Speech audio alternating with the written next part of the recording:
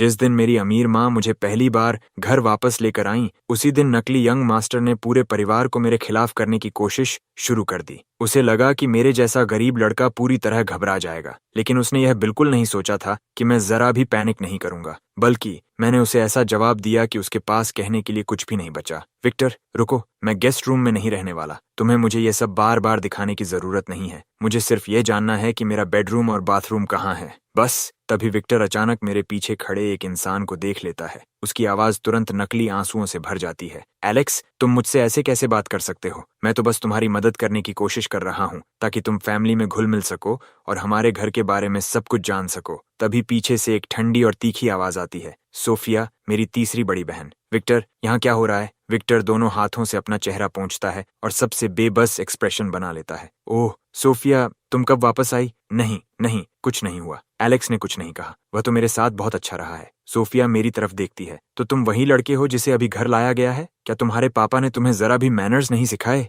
मुझे सच में समझ नहीं आता कि मॉम और डैड तुम्हें वापस क्यों लाए। अच्छा, चूंकि आपने ऐसा कहा है सोफिया, तो मुझे भी उसी तरह माफी मांगने दीजिए जैसे विक्टर ने मेरा वेलकम किया था। कैसा रहेगा? मैं सोफिया का हाथ पकड़ लेता हूँ और दूसरी मंजिल के पहले कमरे से उसे टूर करवाना शुरू कर देता हूँ। जब तक उसे समझ आता, मैं उसे 5 कमरे घुमा चुका होता। चुप रहो, मेरा समय बर्बाद करना बंद करो। ये सुनकर मैं अपना दायां हाथ मुट्ठी में बंद करता हूँ, मानो वह माइक्रोफोन हो, और उसे सोफिया के मुंह के पास ले जाकर कहता हूँ, मैडम, क्या यही आपकी सच्ची राय है? पक्का आप इसे वापस नहीं लेना चाहेंगी? मेरी इस हरकत से सोफिया इतना गुस्सा हो जाती है कि वह तुरंत नीचे चली जाती है। कुछ ही देर बाद वह मॉम, डैड और क्लोई, मेरी दूसरी बड़ी बहन, को लेकर वापस ऊपर आती है। उन सबके चेहरे गुस्से से भरे हुए थे। एलेक्स, तुमने सोफिया के साथ ऐसा क्या किया कि वह इतनी परेशान हो गई? इस समय मेरा उनसे बहस करने का बिल्कुल मन नहीं था। मॉम, डैड, मैं जानता हूँ कि सिर्फ बातों से मैं ये समझा नहीं सकता। मैं दूसरी मंजिल के हर सिक्योरिटी कैमरा की फुटेज देखना चाहता हूँ। विक्टर ने कभी उम्मीद नहीं की थी कि मैं ऐसा कहूंगा। उसका चेहरा एक पल में सफेद पड़ गया।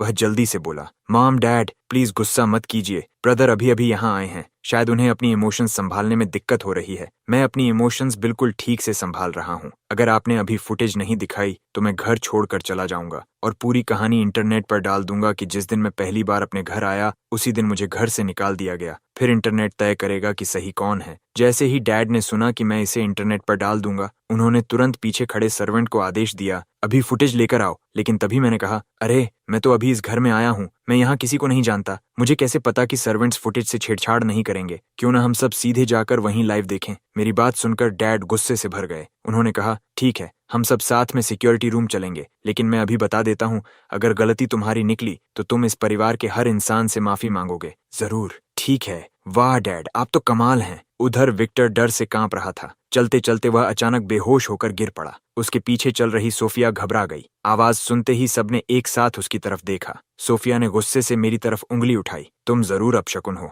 तुम्हारे वापस आते ही विक्टर, जो पूरी जिंदगी स्वस्थ रहा है, अचानक गिर पड़ा। मैंने तुरंत तंज कसते हुए जवाब दिया, वाह, क्या संयोग है कि वह अभी बेहोश हुआ, बिल्कुल पैलेस ड्रामा के उन चालाक और कमजोर कैरेक्टर्स की तरह। और जब एक बिल्कुल स्वस्थ इंसान अचानक बेहोश हो जाए तो यह कितना फेक लगता है। क्या सिर्फ मुझे ही उसकी बंद पलकों के नीचे उसकी आंखें हिलती हुई दिख रही हैं? जाइए, उसकी पलकें उठाइए। जो इंसान सच में बेहोश होता है, उसकी आंखें उस इंसान से बिल्कुल अलग दिखती हैं जो जाग रहा हो। मेरी बात सुनकर सबके चेहरे पर विक्टर के लिए शक दिखाई देने लगा। विक्टर ने मेरी बातें सुन ली और उसका दिल जोर जोर से धड़कने लगा, लेकिन फिर भी वह बेहोश होने का नाटक करता रहा। फिर मैंने नकली चिंता जताते हुए कहा, मॉम, डैड, कोई बात नहीं, पहले सिक्योरिटी फुटेज देख लेते हैं। बस फैमिली डॉक्टर को बुला लीजिए। वैसे भी वह यही कहेंगी कि उसे कुछ नहीं हुआ, और अगर फैमिली डॉक्टर को खरीद लिया गया है तो वह कोई ऐसी बीमारी बता देंगी जो सुनने में गंभीर लगे लेकिन असल में कुछ भी न हो। एलेक्स, तुम अपने ही भाई पर ऐसे शक कैसे कर सकते हो? मैं क्या कहूँ, आज ही पहली बार उससे मिला हूँ। थोड़ा शक होना बिल्कुल नॉर्मल है। ओह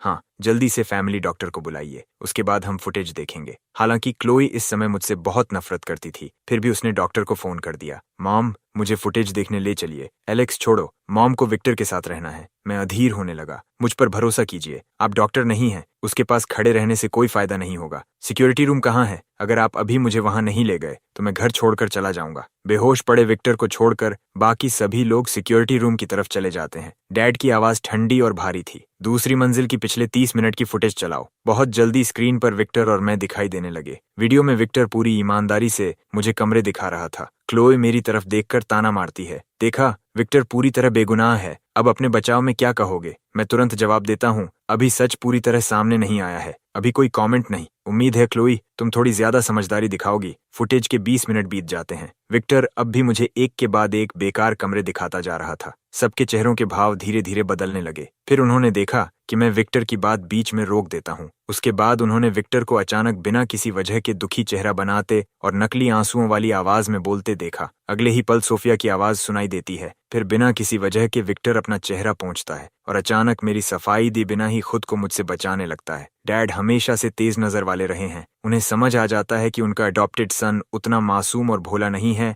जितना वह समझते थे। जब पूरी फुटेज पहले ही सब कुछ दिखा चुकी थी तो उसके बाद विक्टर का अचानक बेहोश होना बिल्कुल भी सही नहीं लग रहा था। किसी को भी यह विश्वास नहीं हुआ कि वह सच में तबीयत खराब होने की वजह से गिरा था। मॉम शायद अभी तक पूरी तरह नहीं समझ पाई थी कि उनका अडॉप्टेड सन वास्तव में क्या कर सकता है, लेकिन उन्हें यह समझ आ गया कि उन्होंने मेरे साथ गलत किया था। एलेक्स, मुझे माफ कर दो। मॉम को तुम पर इस तरह शक नहीं करना चाहिए था। फिर सोफिया अपनी नाक रगड़ते हुए अजीब और असहज आवाज में बोली, सॉरी एलेक्स। तभी जब सब लोग वापस अपने अपने काम पर जाने ही वाले थे, एक मेड सिक्योरिटी रूम के दरवाजे पर दस्तक देती है। वह कहती है, sir, madam, miss Chloe, family doctor आ गई हैं। यंग मास्टर विक्टर अभी तक नहीं जागे हैं। मिस सोफिया ने मुझे सबको बुलाने के लिए भेजा है। डैड का चेहरा फिर से गंभीर हो जाता है। वह देखना चाहते थे कि उनका अडॉप्टेड सन अब अगला कौन सा नाटक करेगा। चलो जाकर देखते हैं। सब लोग जल्दी जल्दी विक्टर के कमरे की तरफ बढ़ जाते हैं। मैं फैमिली डॉक्टर को एक नजर देखता हूँ। वह बहुत ही शांत और खूबसूरत थी, बिल्कुल किसी सीईओ रोमांस नॉवल की समर्पित सेकंड फीमेल लीड जैसी। मैं खुद से बुदबुदाए बिना नहीं रह सका।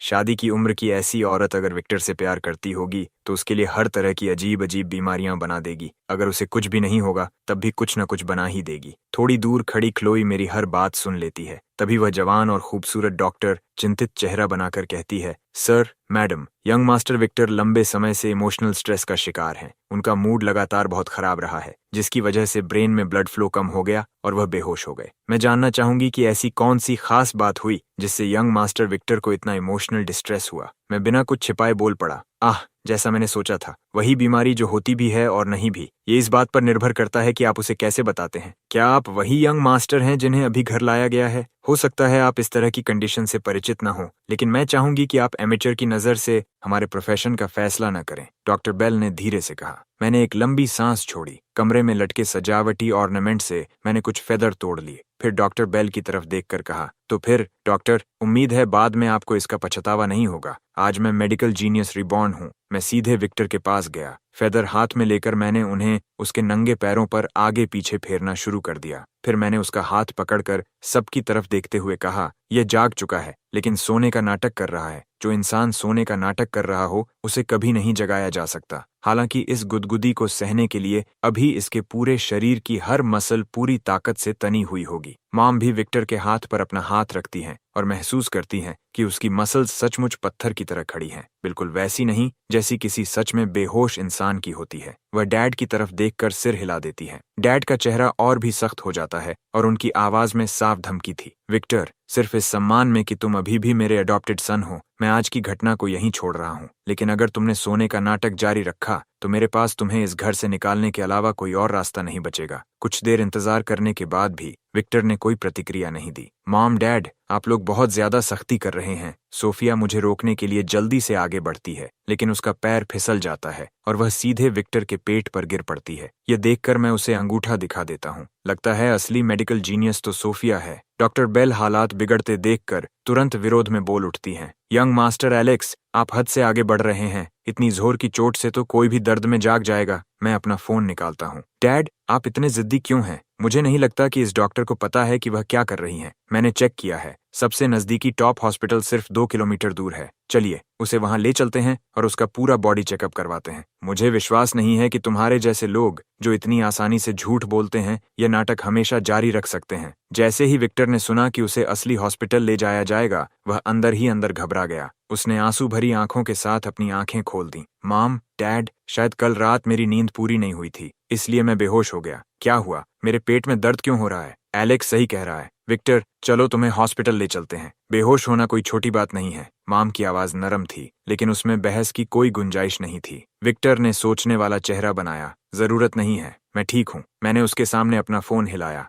मैं पहले ही एम्बुलेंस बुला चुका हूँ। टॉप हॉस्पिटल की एम्बुलेंस नीचे खड़ी है, चलो। घर की कुछ ताकतवर महिला सर्वेंट्स आगे बढ़ीं और विक्टर को उठाकर खड़ा कर दिया। विक्टर डर गया और बुरी तरह छटपटाने लगा। डैड की आंखें गहरी हो गईं। उन्होंने साफ तौर पर घबराई हुई डॉक्टर बेल की तरफ अर्थपूर्ण नजर डाली, फिर नीचे चले गए। मिले हुए इस खाली समय का फायदा उठाकर मैं अपने फॉस्टर फादर के घर कुछ सामान लेने चला गया। जब मैं वापस आया और पहली मंजिल के एंट्रेंस से अंदर कदम रखा तो मुझे अंदर से रोने की आवाज सुनाई दी। Mom, dad. एलेक्स के वापस आने से मैं बस घबरा गया था। मैंने पहले कभी इस तरह जिद नहीं की। प्लीज मुझे एक और मौका दीजिए। मैं वादा करता हूँ कि मैं एलेक्स के साथ मिलजुल कर रहूंगा। लेकिन इस बार मॉम सच में नाराज थीं। विक्टर, मैंने शुरू से तुम्हें अपने बेटे की तरह पाला है। मैंने तुम्हें सिखाया कि लोगों के साथ कैसा व्यवहार करना चाहिए। आज तुमने जो किया उसने सच में हद पार कर दी। विक्टर, अब तुम बड़े हो चुके हो और एलेक्स अभी अभी घर वापस आया है। तुम्हें शायद थोड़ा समय चाहिए। तुम अपने बायोलॉजिकल फादर से भी कभी नहीं मिले हो। क्यों ना अगले कुछ दिन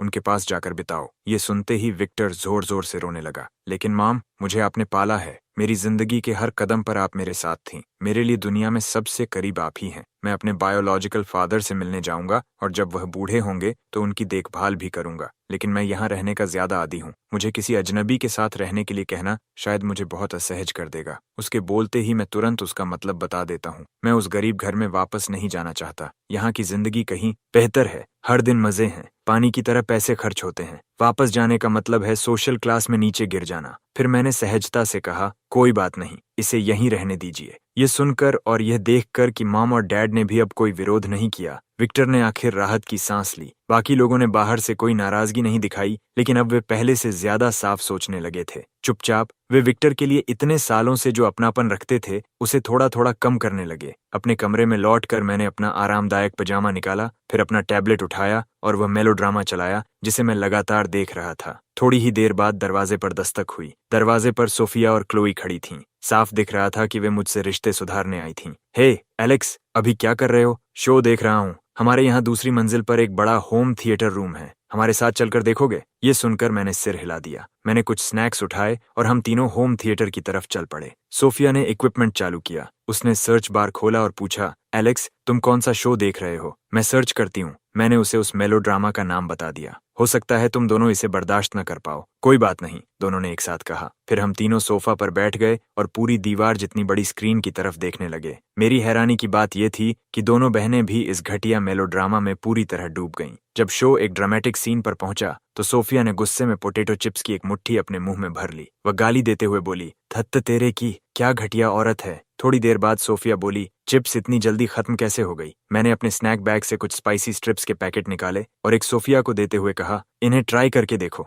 सोफिया ने अपनी पूरी जिंदगी में कभी स्पाइसी स्ट्रिप्स नहीं खाई थीं। उसने चमकीले लाल पैकेट को शक भरी नजर से देखा, उसे खोला, रैपर से एक स्ट्रिप बाहर निकाली और उसका छोटा सा बाइट लिया। ये तो कमाल है। क्लोई ने भी उत्सुकता से एक पैकेट उठा लिया। खोलते ही वह उन्हें तेजी से खाने लगी। दोनों बहनों के मुंह तेल से चमक रहे थे और वे पूरी तरह शो में डूबी हुई थीं कि तभी होम थिएटर का दरवाजा खुला। विक्टर ने जबरदस्ती मुस्कुराते हुए कहा, क्लोई, सोफिया, तुम दोनों क्या देख रही हो? क्लोई ने जवाब दिया, बस एक ऑनलाइन ड्रामा। विक्टर की आवाज ताने से भर जाती है। तुम दोनों के लिए एलेक्स का साथ देते हुए ये दिमाग रहित गार्बेज देखना कितना मुश्किल होता होगा। अगर तुम दोनों के पास कोई काम है तो बेझिझक चले जाओ, मैं एलेक्स का साथ दे सकता हूँ।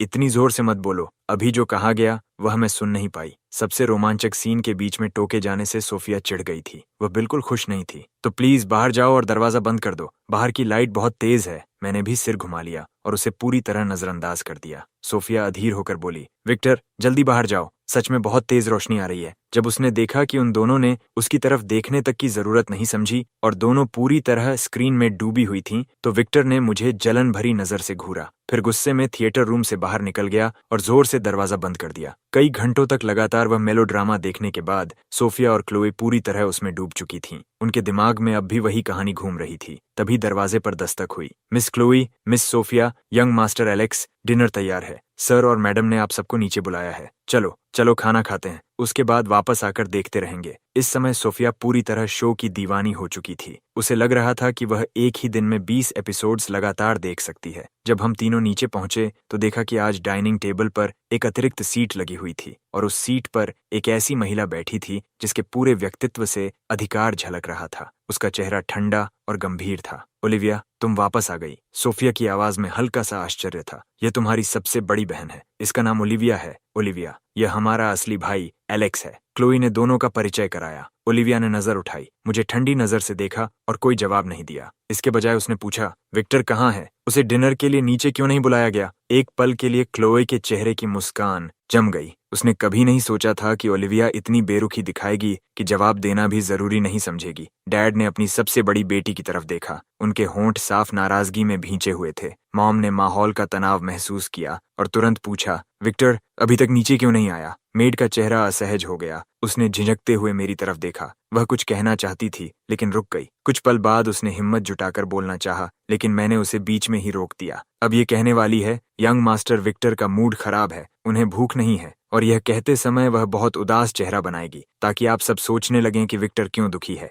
फिर आप सबको याद आएगा कि आज मैं वापस आया हूं और उसी से जोड़कर सारी गलती मेरे सिर डाल देंगे। मेड ने तुरंत विक्टर का बचाव करने की कोशिश की। नहीं, ऐसी बात नहीं है। डैड ने मेड को ठंडी नजर से देखा। वह खाए या ना खाए, ओलिविया ने अपना शांत चेहरा छोड़ दिया और धीरे से खड़ी हो गई। डैड, आप ये क्या कह रहे हैं? आप विक्टर के साथ ऐसा व्यवहार कैसे कर सकते हैं? ओलिविया ने मेरी तरफ बनावटी ठंडी मुस्कान के साथ तिरस्कार भरी हंसी छोड़ी। तुम्हें अच्छी तरह पता है कि क्या करना है ना? मैंने बिना जरा भी नरमी दिखाए जवाब दिया। सच में? जरा समझाओ तो। ओलिविया ने ठंडी हंसी हंसी। तुम अभी अभी इस घर में आए हो और पहले ही हमारे विक्टर को इस हालत में पहुंचा दिया कि उसे डिनर पर आने तक की हिम्मत नहीं रही। मेरे बाहर रहने के दौरान क्या हुआ मुझे नहीं पता, लेकिन किसी तरह तुमने मॉम, डैड, क्लोई और सोफिया सबको अपनी तरफ कर लिया। और तुम कह रहे हो कि तुमने कोई चाल नहीं चली? मैंने तुरंत जवाब दिया, पहली बात, मैं इस परिवार का बच्चा हूँ। सही, घर वापस आकर अगर मुझे अपने माता पिता और भाई बहनों का प्यार मिलता है तो इसका मतलब सिर्फ इतना है कि मेरा परिवार मेरी परवाह करता है। इसमें चाल चलने वाली कौन सी बात है? क्या मैं अपने ही परिवार के प्यार के लायक नहीं हूँ? दूसरी बात, एक हेयर कैंडिडेट होते हुए भी तुमने सच जाने बिना ही फैसला सुना दिया।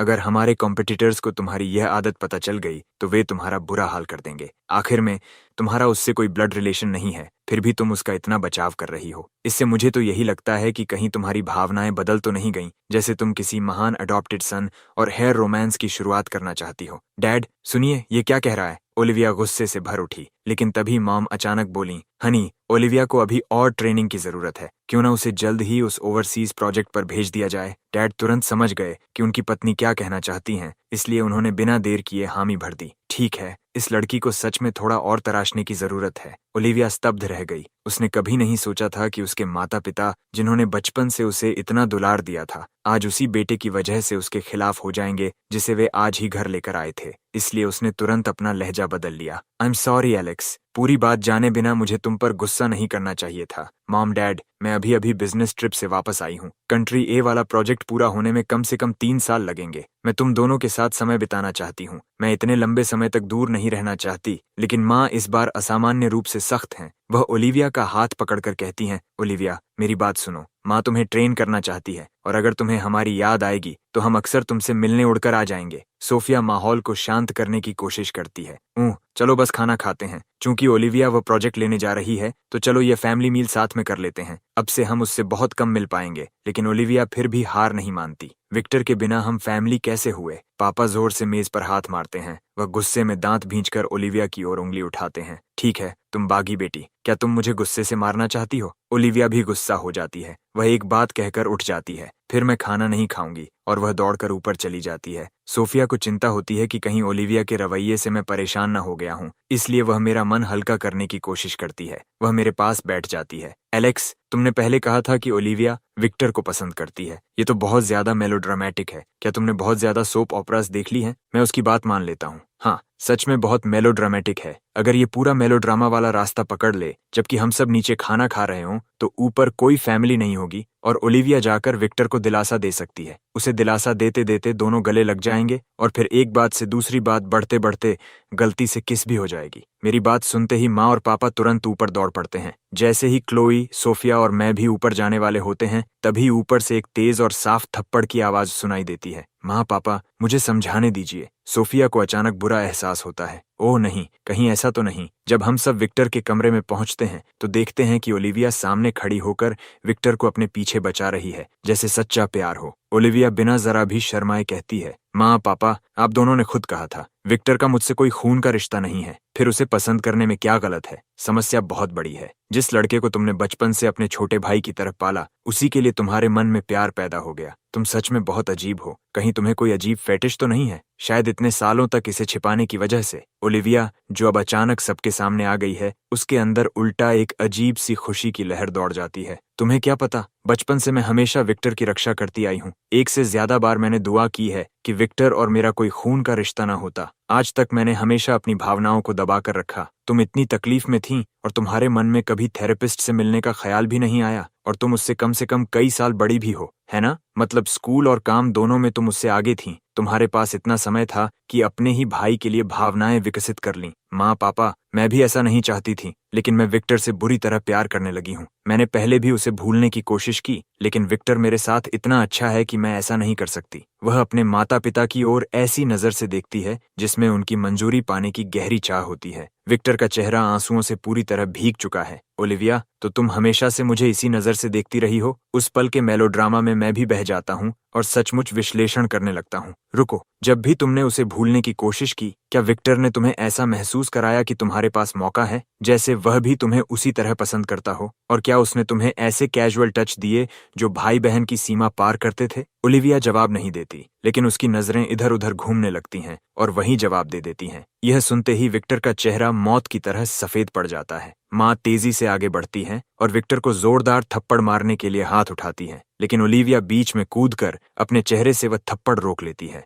थप्पड़ पड़ते ही उसके चेहरे पर लाल हथेली का साफ निशान उभर आता है। उसके होंठ के कोने से थोड़ा सा खून भी निकल आता है। बार बार अपनी हद तक पहुंचाए जाने के बाद पापा की आवाज ठंडी और बेरहम हो जाती है। आज रात ही देश छोड़ दो। ओवरसीज प्रोजेक्ट पूरा होने तक वापस मत आना। तुम्हें सामान बांधने की भी जरूरत नहीं है। मैं नौकरों से तुम्हारा सामान पैक करवाकर वहीं भिजवा दूंगा। ओलिविया बस दांत भींचकर सिर झुका देती है। ठीक है पापा, मैं ये प्रोजेक्ट जरूर पूरा करूंगी। उसी समय मैं जोर से चिल्लाता हूँ, रुको। पूरा परिवार मेरी ओर देखने लगता है। मैं परेशान होने का भाव बनाता हूँ। माँ पापा, मुझे आप दोनों से अकेले में बात करनी है। ओलिविया मुझे घूरते हुए कहती है, अब तुम क्या करने वाले हो? क्या तुम विक्टर से पहले ही काफी कुछ नहीं छीन चुके? यहाँ तक कि क्लोए भी अब बर्दाश्त नहीं कर पाती। ओलिविया, बस अब चुप हो जाओ। थोड़ी देर की झिझक के बाद भी माँ और पापा मेरे साथ तीसरी मंजिल के स्टडी रूम में चले जाते हैं। माँ थोड़ी उलझन में दिखती हैं। एलेक्स, क्या कोई बात है जो तुम हमसे कहना चाहते थे? मैं सीधे मुद्दे पर आ जाता हूँ। माँ पापा, मुझे नहीं लगता कि आपको ओलिविया को विदेश भेजना चाहिए। क्यों नहीं? इस बार माँ की आवाज में हल्की सी नाराजगी भी होती है। जितने भी मेलोड्रामा मैंने देखे हैं,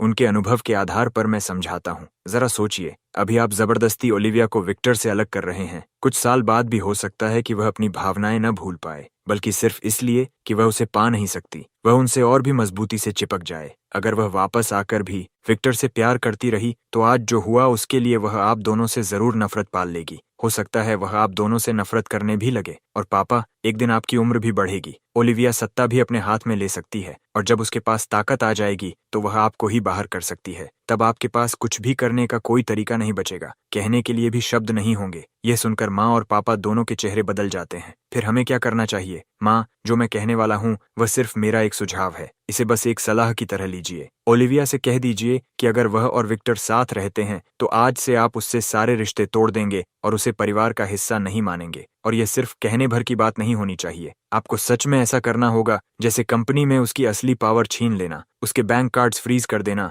और बाहर की दुनिया को भी ये बता देना। क्या ये बहुत ज्यादा कठोर नहीं होगा? मैं समझाता हूँ। ऐसा करने से हो सकता है कि ओलिविया अपने स्टेटस में आई इतनी बड़ी गिरावट सह न पाए और उसे होश आ जाए, या फिर विक्टर भी ऐसी बहन को स्वीकार न कर पाए जिसका स्टेटस खत्म हो चुका हो। तब ओलिविया को विक्टर का असली चेहरा दिखाई देगा। बेशक यह सिर्फ मेरा सुझाव है। हो सकता है कि वे दोनों सचमुच एक दूसरे से प्यार करते हों। अगर ऐसा है तो बस कुछ साल तक उन्हें देखिए। अगर तब भी उनके विचार नहीं बदलते तो उन्हें साथ रहने दीजिए। मेरी बात सुनने के बाद माँ पापा की ओर देखती हैं। पापा कुछ देर सोचते हैं। ये बुरा विचार नहीं है, लेकिन विक्टर को हर हाल में घर छोड़ना होगा। मैं एक और बात जोड़ता हूँ। विक्टर के रहने के लिए जो भी जगह तय करें, उसका पता ओलिविया को बिल्कुल नहीं चलना चाहिए, वरना अगर कोई नया छोटा कैरेक्टर सामने आ गया तो फिर आपके पास उन दोनों की शादी करवाने के अलावा कोई रास्ता नहीं बचेगा। आखिर में मेरे माता पिता अपना फैसला कर लेते हैं। हम तीनों वापस विक्टर के कमरे में जाते हैं। विक्टर बुरी तरह रो रहा होता है। उसका पूरा शरीर ऐसे कांप रहा होता है जैसे हवा का एक झोंका भी उसे गिरा देगा।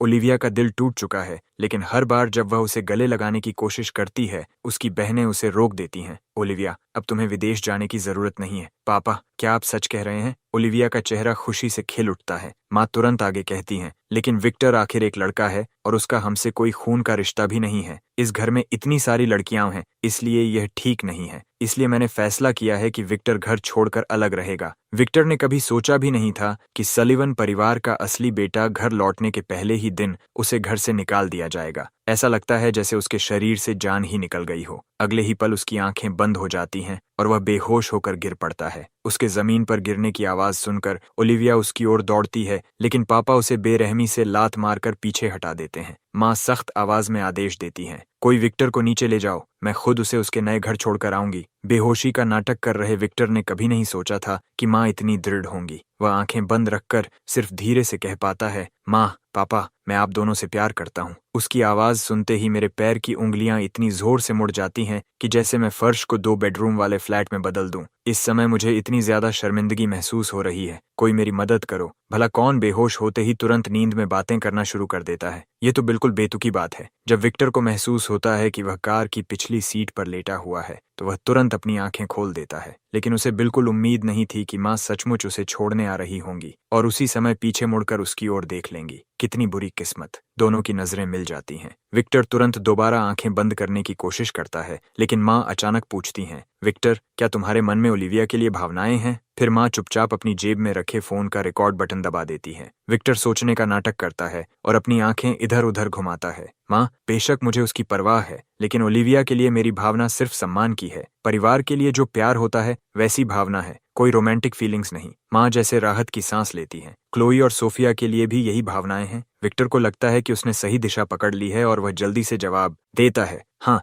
इस परिवार की चारों बहनों की मुझे परवाह है। उनका कोई क्रम नहीं है, वे सब दूसरे स्थान पर बराबर हैं। पहले स्थान पर आप और पापा हैं। ये सुनकर माँ के दिल में एक कसक उठती है। विक्टर, माँ को भी तुम्हारी परवाह है, लेकिन तुमने देख लिया कि ओलिविया तुम्हारे बारे में क्या महसूस करती है, इसलिए हमें तुम्हारे रहने का इंतजाम कहीं और करना होगा। चिंता मत करो। जब तक तुम कोई बहुत ज्यादा कदम नहीं उठाते और एलेक्स के साथ मिलजुल कर रहते हो, तब तक तुम इस परिवार के यंग मास्टर ही रहोगे। माँ का असली मतलब समझते ही विक्टर राहत की एक छोटी सी सांस लेता है। साथ ही वह सोच रहा होता है कि भविष्य में मुझे कैसे परिवार से निकलवाकर ठुकरवाया जाए। उसे यह भी एहसास नहीं होता कि माँ पूरे समय उसे देख रही थी। बेहद निराश होकर माँ तय करती हैं कि मुआवजे के तौर पर अपने बैग में रखा कार्ड अब विक्टर को नहीं देंगी। लगभग 1 घंटे की ड्राइव के बाद कार एक लग्जरी अपार्टमेंट कॉम्प्लेक्स में पहुंचती है, लेकिन जैसे ही विक्टर देखता है कि यह सिर्फ एक अपार्टमेंट है, उसका चेहरा उतर जाता है। तभी एक महिला हाउसकीपर आगे बढ़कर उनके लिए कार का दरवाजा खोलती है। नमस्ते मैडम। नमस्ते यंग मास्टर विक्टर, मैं इस रेजिडेंस की हाउसकीपर हूँ। आप मुझे मिस हार्पर कह सकते हैं। अगर आपको कभी किसी चीज की जरूरत हो तो आप मुझे कभी भी कॉल कर सकते हैं। ये मेरा कार्ड है। विक्टर उसे नहीं लेता। वह माँ की बाहों में गिरकर जोर जोर से रोने लगता है। माँ, मैं अकेले नहीं रहना चाहता, मुझे आपकी बहुत याद आएगी। मिस हार्पर बोलती हैं, यंग मास्टर विक्टर, ये जगह बहुत सुरक्षित है। अगर आपको कभी अकेलापन महसूस हो तो आप पड़ोसियों से दोस्ती कर सकते हैं। आपकी फ्लोर पर रहने वाले सभी लोग पुरुष हैं और अगर आपकी उम्र के कोई हों तो मुझे यकीन है कि आपकी उनसे अच्छी बन जाएगी। माँ प्यार से उसकी पीठ सहलाती हैं और धीरे धीरे उसे अपनी बाहों से अलग करती हैं। फिर वह आंखों से मिस हार्पर को इशारा करती हैं। मैडम का इशारा समझकर मिस हार्पर विक्टर को एक तरफ ले जाती हैं। उसी मौके का फायदा उठाकर माँ वापस कार में बैठ जाती हैं, दरवाजे लॉक कर देती हैं और कहती हैं, विक्टर, अब तुम बड़े हो गए हो, तुम्हें स्वतंत्र रहना सीखना होगा। माँ को और भी बहुत से काम संभालने हैं। विक्टर के जवाब देने का इंतजार किए बिना माहौल समझकर ड्राइवर कार चला देता है। विक्टर आंखों में नफरत लिए दूर जाती कार को घूरता रहता है और उसकी मुट्ठियां कसकर बंध जाती हैं। तो फिर यंग मास्टर विक्टर, आइए मैं आपको आपका कमरा दिखाती हूँ। विक्टर उदास स्वर में कहता है, ठीक है, चलिए। मिस हार्पर के चेहरे पर अब भी वही रहस्यमयी मुस्कान बनी रहती है। जब माँ घर लौटती हैं तो उन्हें हल्का सा चक्कर आने लगता है। अगर विक्टर और ओलिविया ने उन्हें इतना परेशान न किया होता तो वह अपना खाना नहीं छोड़ती। पहली बार माँ के मन में उदासी की एक लहर उठती है। तभी एक नौकरानी आकर कहती है, madam, miss Chloe, miss Sophia और यंग मास्टर एलेक्स रात के खाने पर आपका इंतजार कर रहे हैं। माँ के चेहरे का भाव थोड़ा बदल जाता है। आज रात तक जो उनका दिल ठंडा पड़ गया था वह अचानक गर्मजोशी से भर उठता है। उनके परिवार ने पहले कभी ऐसा नहीं किया था इसलिए सच्चाई सिर्फ एक ही हो सकती है। फिर वह जल्दी जल्दी डाइनिंग रूम की ओर बढ़ जाती है। लिविंग रूम में हम तीनों अभी अभी खत्म हुए मेलोड्रामा के एपिसोड के बारे में खुशी खुशी बातें कर रहे होते हैं। सच तो ये है कि हम जानबूझकर माँ का इंतजार नहीं कर रहे थे। बस पापा इतने गुस्से में थे कि सीधे ऑफिस काम संभालने चले गए और किसी को नहीं पता कि ओलिविया कहाँ गई। और क्योंकि हम अगला एपिसोड देखने के लिए उत्साहित थे, इसलिए नीचे आने से पहले हमने एक और एपिसोड देख लिया। इसलिए माँ को देखकर सोफिया को थोड़ा अपराध बोध होने लगता है। माँ, आप आ गईं। माँ हमें बहुत ही नरम मुस्कान देती हैं। क्या तुम लोग बहुत देर से मेरा इंतजार कर रहे थे? चलो खाना परोसने को कहो। सोफिया थोड़ा उलझ जाती है। इंतजार? हम तो बस। जैसे ही वह बोलने वाली होती है, मैं तुरंत उसका मुंह अपने हाथ से बंद कर देता हूँ। सोफिया, ऐसा मत कहना। ये कहीं टेब्लॉइड्स तक पहुंच गया तो? रात का खाना खाने के बाद हम चारों साथ में टहलने निकलते हैं। जैसे ही हम वापस लौटते हैं, हमें ओलिविया खाना ढूंढने के लिए नीचे आती हुई मिल जाती है। मैं उसे छेड़ता हूँ। अरे, ये तो अल्टीमेट लव वॉरियर हैं। सुना है कि मैं यहाँ रह पा रही हूँ क्योंकि तुमने माँ और पापा को मना लिया। लेकिन यह मत समझना कि मैं तुम्हें अपना भाई मान लूंगी। मेरा इकलौता भाई सिर्फ विक्टर है। मैं तुरंत जवाब देता हूँ। तो फिर मुझे भी तुम्हारा भाई बनना पसंद नहीं। माँ ये सुनकर खुद को रोक नहीं पाती। वह अपनी बड़ी बेटी के लिए रातों रात एक थेरेपिस्ट ढूंढना चाहती हैं। क्लोई और सोफिया घबराकर तुरंत पीछे हट जाती हैं और मुझसे कहती हैं,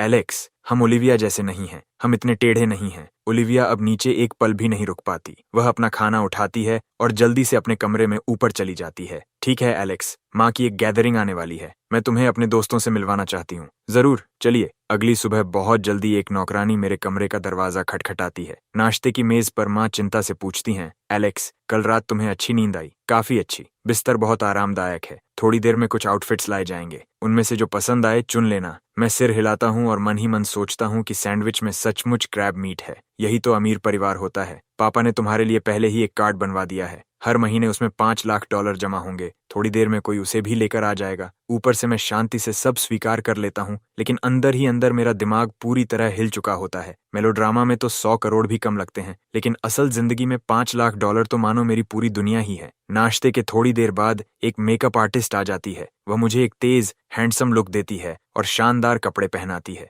मुझे देखते ही परिवार वाले तारीफ के बिना नहीं रह पाते। ये सचमुच हमारा बेटा है। कितना हैंडसम है। जल्दी ही गैदरिंग का समय आ जाता है। टी गार्डन के बाहर पहले से ही 3 सोशलाइट महिलाएं खड़ी होकर हमें हाथ हिलाती हैं। अरे हाँ, मैं आप सबसे मिलवाती हूँ। ये मेरा बेटा एलेक्स है। बचपन में इसकी तबीयत बहुत कमजोर थी, इसलिए हमने एक फॉर्चून टेलर से सलाह ली थी। मास्टर ने कहा था कि इसकी किस्मत बनाने के लिए इसे गांव में पाला जाना चाहिए। अब जब इसकी किस्मत बदल गई है तो हम इसे वापस घर ले आए हैं। ओह, ऐसा है। एलेक्स बिल्कुल तुम्हारी तरह दिखता है। बहुत अच्छा बच्चा है। आंटी को पता ही नहीं था कि तुम आज आने वाले हो। मैंने तुम्हारे लिए कुछ खास तैयार नहीं किया। बाद में कुछ टी लीव्स अपने साथ ले जाना। तभी गहरी लाल लिपस्टिक लगाए आंट रोज बोल पड़ती हैं, तो एलेक्स, तुम किस स्कूल में पढ़ते हो? माँ का दिल एक पल के लिए धड़कना भूल जाता है। उन्हें पता है कि मैंने कम्युनिटी कॉलेज से कॉस्मेटोलॉजी की पढ़ाई की थी और ग्रेजुएशन के बाद अपने फॉस्टर फादर के साथ एक छोटी कन्वीनियंस स्टोर चलाता था। मैं बस हल्की सी मुस्कान देकर जवाब देता हूँ, मैं पहले ही ग्रेजुएट हो चुका हूँ। आंट रोज होंठ सिकोड़ती है।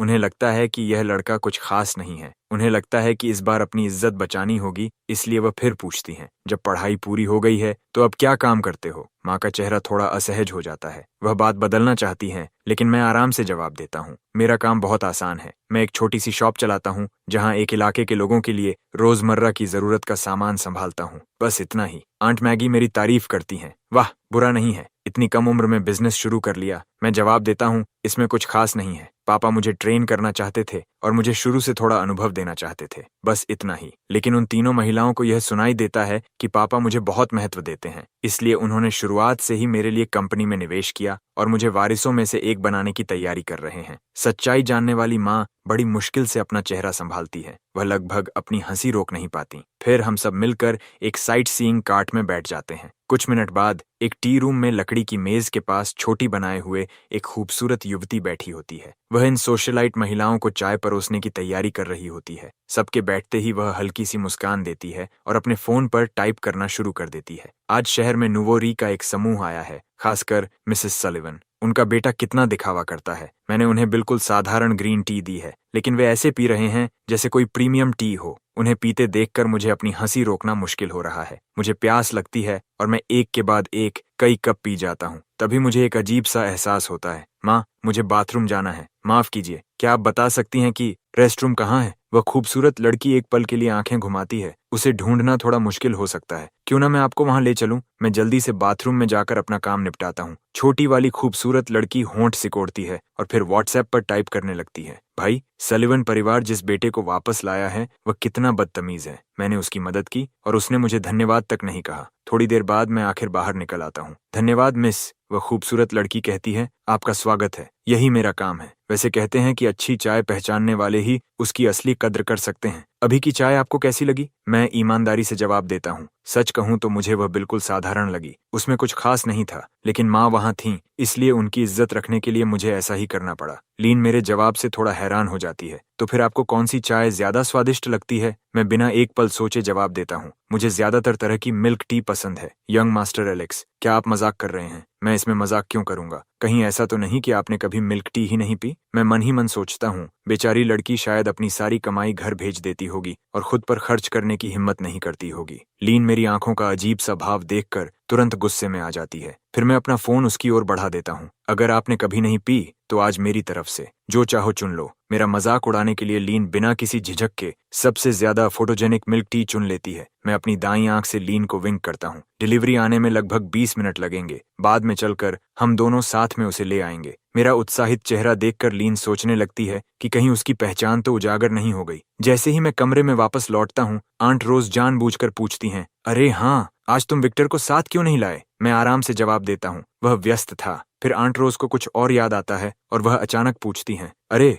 मैं पहले पूछ नहीं पाई, लेकिन एलेक्स का सरनेम अलग क्यों है? मैं अपनी बाहें मोड़ता हूँ, गहरी भौहें चढ़ाता हूँ और गंभीर चेहरा बना लेता हूँ। क्या आप सच में जानना चाहती हैं? हाँ, मुझे काफी जिज्ञासा है, आंट रोज कहती हैं, जो हमेशा गपशप के लिए तैयार रहती हैं। असल में बात ऐसी है, जब मैं छोटा था मेरी किस्मत बहुत कमजोर थी। मैं परिवार की दौलत सहन नहीं कर सकता था, इसलिए स्वर्ग को धोखा देने के लिए मेरे माता पिता ने मुझे एक साधारण परिवार में भेज दिया। उस परिवार ने एक तरह से मेरी कम उम्र में होने वाली मौत की किस्मत बदल दी। तीनों सोशलाइट महिलाएं हैरानी से चुपचाप सुनती रहती हैं। लियन की हंसी लगभग छूट जाती है। वह मन ही मन सोचती है, सलिवन परिवार का यह बेटा तो कहानियां गढ़ने में सचमुच माहिर है। तभी उसी समय मेरा फोन बजता है। मैं तुरंत उठता हूँ और लियन को साथ खींचते हुए सबसे कहता हूँ, मैं एक टेकआउट ऑर्डर लेने जा रहा हूँ। मैं मिल्क टी लियोन के हाथ में दे देता हूँ। हालांकि लियन को लगता है कि इसका चमकीला रंग बिल्कुल भी हेल्थी नहीं है, फिर भी वह ड्रिंक ले लेती है। वह मन ही मन सोचती है, मैं बस आधा घूंट पीऊंगी, अगर खराब लगी तो सीधा एलेक्स के चेहरे पर थूक दूंगी, जैसे कोई योद्धा अपना ही हाथ काटने जा रहा हो। लीन आंखें बंद करके एक घूंट लेती है। अगले ही पल उसके मुंह में स्ट्रॉबेरी और मलाईदार दूध का ताजगी भरा स्वाद फैल जाता है। वह आधे से ज्यादा ड्रिंक पी लेने के बाद ही स्ट्रॉ छोड़ती है और संतुष्टि की सांस लेती है। मुझे व्हाट्सएप पर ऐड कर लो, मैं तुम्हें पैसे ट्रांसफर कर दूंगी। हम दोनों साथ में वापस टी रूम में लौटते हैं, लेकिन हैरानी की बात यह होती है कि अब विक्टर भी टी रूम में बैठा हुआ है। मैं शांति से वापस अपनी सीट पर जाकर बैठ जाता हूँ। अरे एलेक्स, तुम बाहर किस लिए गए थे? विक्टर बनावटी अपनापन दिखाते हुए पूछता है। टेकआउट लेने गया था। विक्टर के चेहरे का भाव थोड़ा अजीब हो जाता है। यहाँ का खाना कितना नेचुरल और हेल्थी है। एलेक्स, तुम ऐसी टेकआउट वाली चीजें क्यों मंगाते हो? क्या ये पहले की आदत है? शायद तुम्हें इसे बदलने की कोशिश करनी चाहिए। बदलने की क्या जरूरत है? सारा खाना एक ही हवा से आता है, तो फिर तुम सांस लेना ही बंद क्यों नहीं कर देते? आंट रोज बोल पड़ती है, ये बच्चा, तुम अपने भाई से ऐसे कैसे बात कर सकते हो? विक्टर तो सिर्फ तुम्हारी मदद करना चाहता था। मैं आराम से पूछता हूँ, अच्छा है या बुरा, यह तय करने का हक मेरा है। आंटी, मैंने सुना है कुछ लोग अपने घर की गड़बड़ी ठीक नहीं कर पाते, इसलिए दूसरे परिवारों के मामलों में दखल देते हैं। क्या आप भी उन्हीं लोगों में से हैं? आंट रोज का चेहरा गुस्से से लाल हो जाता है। देखो तो एलेक्स को घर से बाहर पलने का यही असर होता है। माँ ठंडी मुस्कान के साथ जवाब देती हैं, एलेक्स बहुत अच्छा लड़का है, वह बस जिज्ञासु है। वैसे मैंने यह भी सुना है कि आपके पति आजकल एक नई एक्ट्रेस से देर रात तक बिजनेस की बातें कर रहे हैं। आंट रोज का चेहरा हल्के गुलाबी से गहरे बैंगनी रंग का हो जाता है। आंट आइवोन जल्दी से बीच में आकर माहौल शांत करने की कोशिश करती हैं। ठीक है, सब लोग चाय पीजिए। मिस, क्या आप हमारे लिए एक और ताज़ा पॉट बना सकती हैं? विक्टर आह भरता है और मेरी ओर मुड़ता है। एलेक्स देखो, सिर्फ ऐसी जगह ही हमारे स्टेटस के लायक है। अब से तुम्हें टेक आउट खाना बंद कर देना चाहिए। मुझे उससे बहस करने की जरा भी इच्छा नहीं होती। विक्टर को ऐसा लगता है जैसे वह तकिए पर मुक्का मार रहा हो, कोई असर ही नहीं पड़ रहा। वह आंखें घुमाता है और फिर अचानक कहता है, अरे हाँ एलेक्स, मैंने सुना है तुमने पढ़ाई। माँ उसे तुरंत बीच में रोक देती है। विक्टर, अपनी चाय पियो। विक्टर, तुम क्या कहने वाले थे? आंट रोज जल्दी से पूछती हैं। विक्टर घबराकर माँ की तरफ देखता है और हकलाने लगता है। यह देखकर कि वह फिर से परेशानी खड़ी करने की कोशिश कर रहा है, मैं तय करता हूँ कि उसका सच सबके सामने बता दूं। कुछ नहीं, असल में यह सलिवन परिवार का बेटा नहीं है। ये उस परिवार का बेटा है जिसने मुझे गोद लिया था। एक पल में विक्टर का चेहरा सफेद पड़ जाता है। बाकी तीनों महिलाओं के चेहरे भी हैरानी से भर जाते हैं। मैं ठंडे स्वर में आगे कहता हूँ, इसीलिए यह बताना नहीं चाहता। कोई बात नहीं विक्टर, मैं तुम्हें नीचा नहीं समझूंगा। आखिर मैं भी पहले ऐसे परिवार में पला बढ़ा हूँ जो टेकआउट खाता था। मेरे इतना कहते ही पूरे कमरे में सन्नाटा छा जाता है। लियन अपनी हंसी इतनी मुश्किल से रोक रही होती है कि उसका पेट लगभग दर्द करने लगता है। वह अपनी सारी हंसी फोन पर सामने वाले व्यक्ति को लगातार हाँ हाँ भेजने में निकाल देती है। विक्टर आंसुओं से भरी आंखों से माँ की ओर देखता है। मैं नहीं, माँ आह भरती हैं। अब इस बात को छिपाने का कोई मतलब नहीं है। जैसा एलेक्स ने कहा, बिल्कुल वैसा ही है। विक्टर सिर्फ हमारा गोद लिया हुआ बेटा है। विक्टर की आंखें पूरी तरह फैल जाती हैं। वह सदमे में माँ को घूरता रह जाता है। माँ, क्या मैंने जो कहा वह सच नहीं था? विक्टर अचानक खड़ा होता है, दरवाजा जोर से खोलता है और बाहर भाग जाता है। आज हुई इस परेशानी के लिए माफ कीजिए। हाँ, ये तो कितना नाटकीय है। शायद तुम्हें उसे शोबिज में भेज देना चाहिए। वह तो क्लोई से भी बेहतर करेगा। उसमें तो बिल्कुल वही चीजी ड्रामा वाले लीडिंग मैन की वाइब है। मैं हंसते हुए कहता हूँ। गैदरिंग खत्म होने के बाद मैं लियोन को हाथ हिलाकर अलविदा कहता हूँ। कार सलिवन परिवार के घर की ओर लौटने लगती है। जैसे ही मैं बाहर उतरता हूँ, मेरी नजर दरवाजे पर खड़ी एक दूसरी कार पर पड़ती है जो बेहद महंगी दिख रही होती है। उस जानी पहचानी कार को देखकर माँ मुझे हल्की सी घबराई हुई नजर से देखती है। जैसे ही हम विला के अंदर कदम रखते हैं, एक नौकरानी कहती है, मैडम, मिस लॉरेंस आई हैं और वह यंग मास्टर विक्टर को भी साथ लाई हैं। विक्टर का नाम सुनते ही माँ का चेहरा पूरी तरह सख्त हो जाता है। वह सीधे लिविंग रूम की ओर बढ़ जाती है। लेना, रहने दो, मैं ठीक हूँ, चिंता मत करो, मैं तुम्हें न्याय दिलाऊंगी। मिस लॉरेंस, आज आप यहाँ कैसे? मुझे पता नहीं था कि आप आने वाली हैं। माफ कीजिए, मैं अभी बाहर से लौटी हूँ। ठीक से स्वागत न कर पाने के लिए क्षमा कीजिए। मिसेस सलिवन, ऐसा मत कहिए। मैंने सुना कि विक्टर को घर से निकालकर कहीं और रहने भेज दिया गया है। मुझे समझ नहीं आता कि मेरे फियांसे को क्यों भेज दिया गया। मिस लॉरेंस, शायद आपको पता ना हो, लेकिन हमें हाल ही में पता चला है कि विक्टर सलिवन परिवार का जैविक बेटा नहीं है। हमारे परिवार में उसकी उम्र की कई बेटियां हैं, इसलिए विक्टर का यहाँ रहना उचित नहीं है। माँ के इतना कहते ही विक्टर अपनी उंगलियां कसकर भींच लेता है। एक झपकी में ही उसकी आंखों से आंसू बहने लगते हैं। लेना गुस्से से कहती है, ये बिल्कुल अनुचित है। विक्टर आपके परिवार में ही बड़ा हुआ है। मुझे यकीन है कि सबने उसे परिवार का हिस्सा माना होगा। अब आप उसे इसलिए निकाल रहे हैं ताकि किसी और के लिए जगह बन सके? तो अगर ऐसा है तो? लेना ठंडी हंसी हंसती है। मिसेस सलिवन, मैं साफ कह देना चाहती हूँ, ऐसा आदमी मेरे लायक नहीं है। मुझे उम्मीद है कि आप लोग अपनी तरफ से शादी की व्यवस्था बदलने की कोशिश नहीं करेंगे। मैं किसी खास इंसान से शादी नहीं करूंगी। मैं तेज आवाज में बोल उठता हूँ। तो तुम्हारा मतलब है कि तुम मुझसे शादी करने से इनकार करती हो? हाँ, क्या तुम्हें सीधी बात समझ नहीं आती? ठीक है औरत, मेरी शादी ठुकराने की तुम्हारी हिम्मत कैसे हुई? अब मैं गुस्से में हूँ, तुम मेरा गुस्सा झेल नहीं पाओगी। इतना कहकर मैं खुशी खुशी नौकरानी की ट्रे से एक ड्रिंक उठाता हूँ, लेना के पास जाता हूँ और हाथ झटक कर पूरी बोतल उसके सिर से लेकर पैरों तक उंडेल देता हूँ। फिर मैं विक्टर के गाल पर जोरदार थप्पड़ मारता हूँ। जब सब लोग हैरानी से खड़े रह जाते हैं, मैं लेना के करीब झुककर धीरे से कहता हूँ,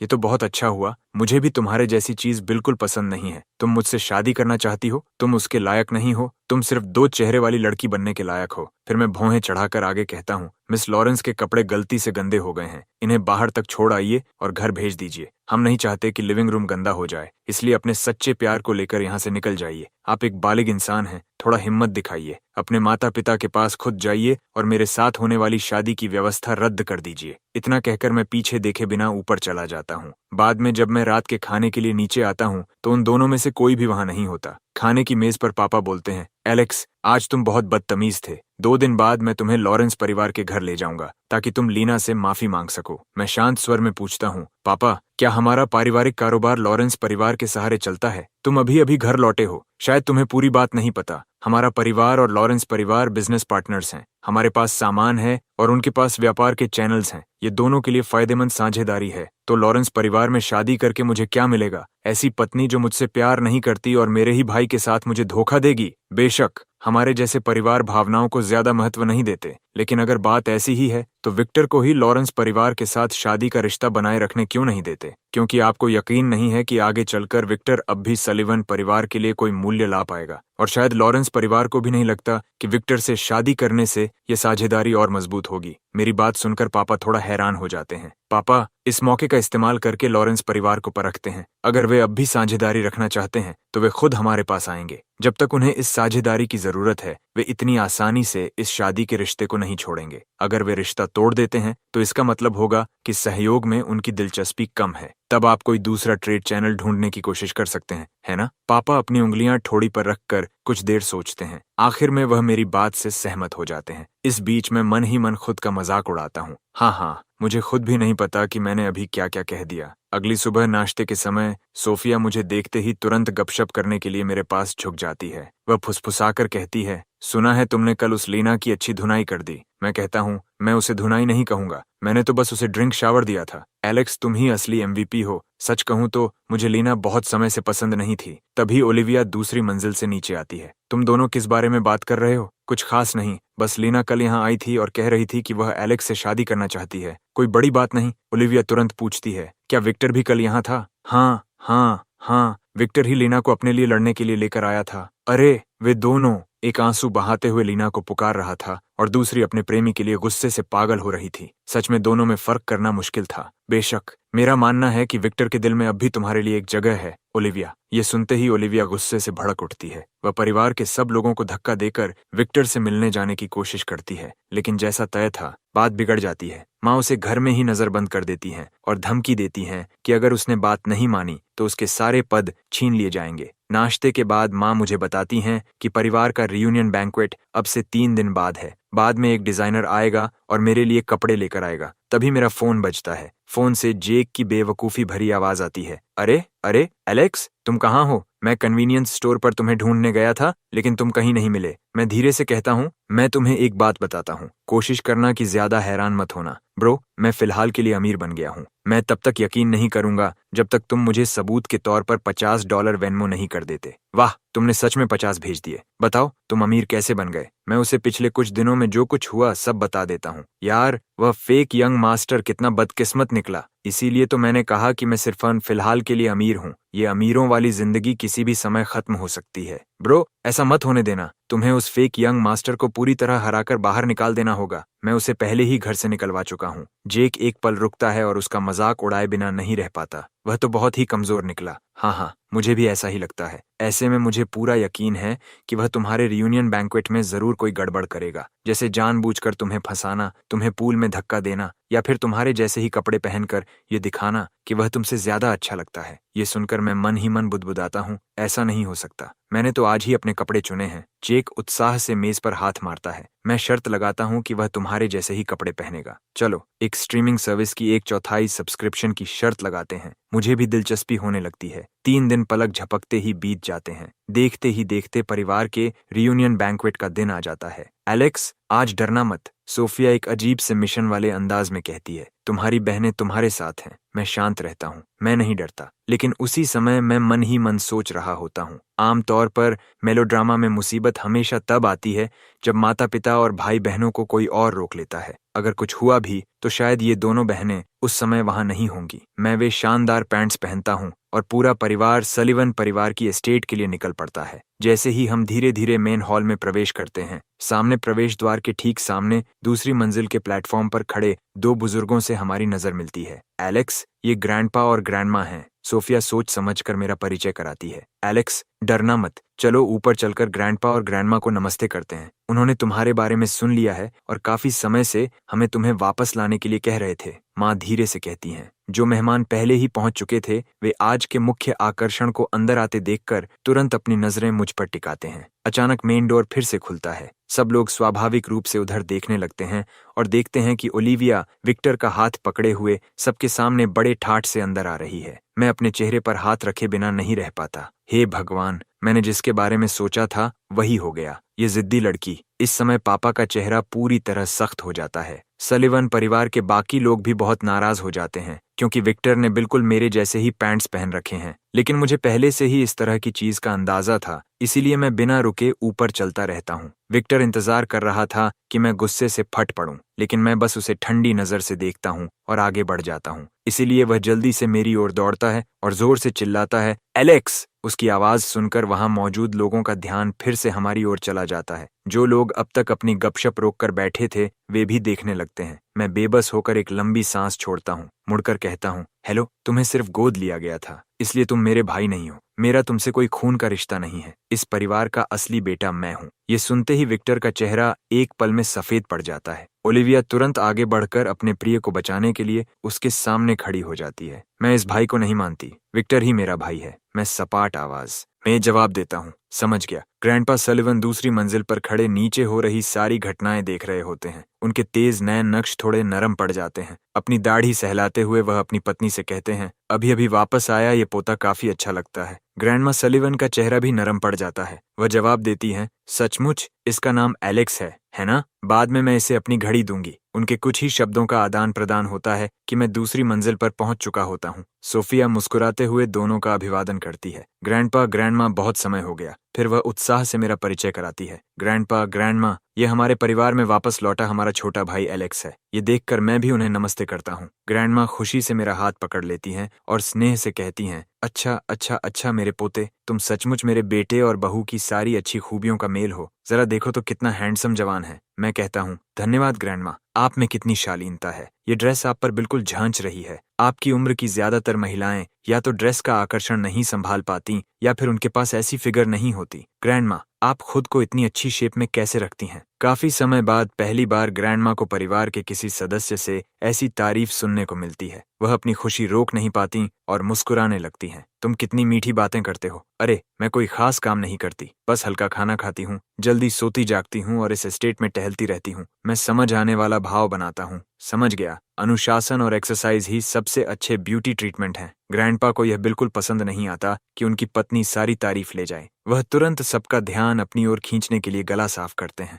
वाह ग्रैंडपा, आपकी मौजूदगी कितनी प्रभावशाली है। इस पूरे बैंक्वेट में किसी की भी मौजूदगी आपकी बराबरी नहीं कर सकती। अभी तो मुझे आपसे बात करने की भी हिम्मत नहीं हो रही थी, लेकिन मैं आपका पोता हूँ, इसलिए मुझे थोड़ा स्पेशल ट्रीटमेंट मिलेगा, है ना? ग्रैंडपा, क्या आप मुझसे थोड़ी देर बात करेंगे? ग्रैंडपा थोड़ा संकोच से कहते हैं, लेकिन यह सुखद माहौल एक आवाज से टूट जाता है। ग्रैंडपा, ग्रैंडमा, बहुत समय हो गया, हम आपके लिए गिफ्ट्स लाए हैं। सब लोग ओलिविया और विक्टर की ओर नापसंदगी से देखने लगते हैं। सबकी तीखी निगाहों के बीच विक्टर झिझकते हुए हेल्थ टी और एक प्रसिद्ध मास्टर की कैलीग्राफी वाला स्क्रोल आगे बढ़ा देता है। ओलिविया ताना मारते हुए कहती है, क्या बात है, तुम लोगों में से कोई भी गिफ्ट्स नहीं लाया? जो अभी अभी वापस आया है उसे तो एटिकेट की बिल्कुल समझ ही नहीं है। उसने तो तुम सबको भी भूलने पर मजबूर कर दिया। विक्टर तुरंत माहौल समझ जाता है। ओलिविया, एलेक्स से ऐसे मत बोलो, वह अभी अभी वापस आया है, उसे अभी इन बातों की जानकारी नहीं है और गिफ्ट्स तो हम ले आए हैं, बस वही काफी है। मैं भौं उठाकर भारी व्यंग्य में कहता हूँ, जरा रुको, आज तो मेरा रियूनियन बैंक्वेट